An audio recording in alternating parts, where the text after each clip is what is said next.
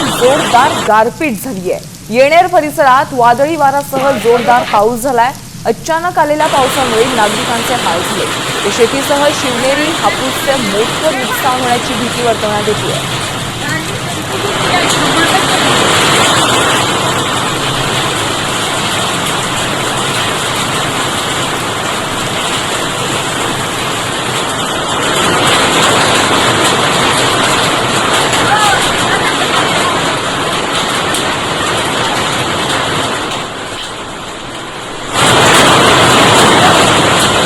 पुणे जिल्ह्याला अवकाळी पावसानं झोडपून काढलेला आहे।